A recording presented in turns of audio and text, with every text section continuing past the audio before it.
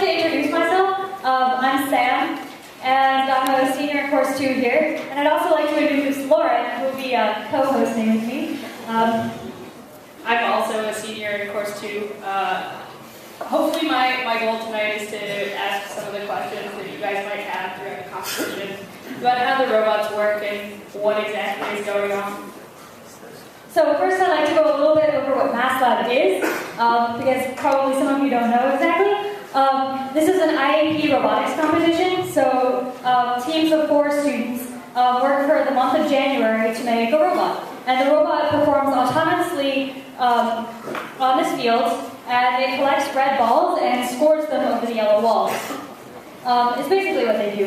It's both a mechanical challenge, somewhat an electrical challenge, and a programming challenge. So generally the teams are somewhat multidisciplinary, with maybe a mechanical engineer or 2 and a coder or 2, but team competitions can vary pretty widely.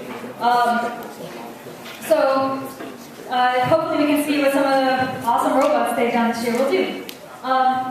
So for the actual rules of the competition, as you can see on the screen over there, we have a field. The field has white walls around the outside, all lined with a blue border. The blue border is to help the robots distinguish what's actually in the field from what's going on outside in the real world, so that if one of the students were to walk by with their bright red shirts, the robot would not see, oh, the ball, let me go for it. So the blue lines are there to help the robot a little bit. The yellow wall divides the field in half, and we put a robot on either side of the field, and the robot's goal is to navigate the maze and collect red balls. And then after it's collected the red balls, it might want to go to the yellow wall and shoot them over.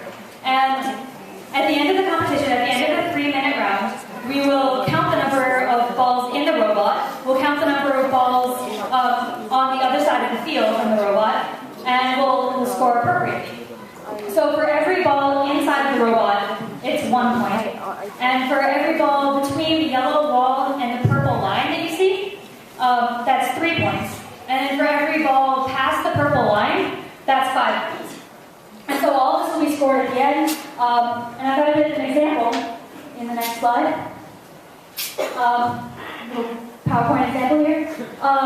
So the red robot there has 1 ball inside, so that's 1 point for possession. And then on the other side of the yellow wall, there are 7 balls between the yellow wall and the purple line. Each of those counts for 3 points. So the robot has 22 points, the red one does.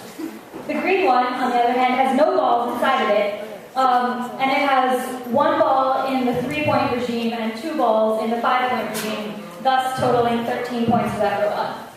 So that's how the robots are scored. Does that make sense? Are there any questions? Please feel free to ask me any questions at any time. Don't want this to be confusing.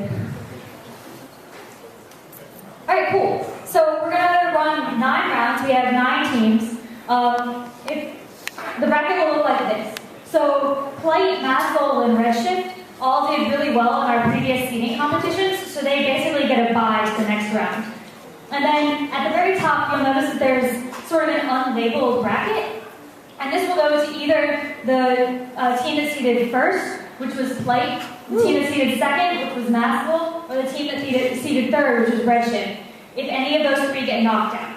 So, for example, if a Plight were to somehow get knocked out the first time they play, they get a second chance at the blank at the top. If Plight does not get knocked out and is still there, but Maslab does get knocked out, they get a second chance playing against Plight. So basically, there's an automatic bye for 1, 2, or 3. And if either 1, 2, or 3 is knocked out when they first play, Plight just gets a bye to the semi or to the final. So, and now a little bit about prizes. So, what's up for grabs here today? For the first place team, we have Asus Transformer Primes, which are Android tablets. And we also have one that I'm going to be giving to the audience later in the competition. Then for second place, we have Kindle Fires. And so I bought 5 of all the prizes because there are some 5-person teams.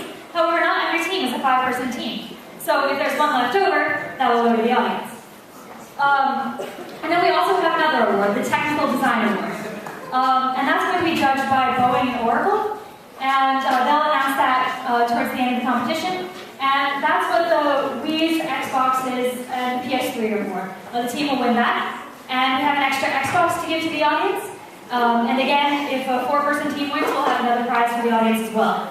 I'll also be giving out an Arduino and an EPC to the audience sometime during the competition. So I hope you guys are all excited for that.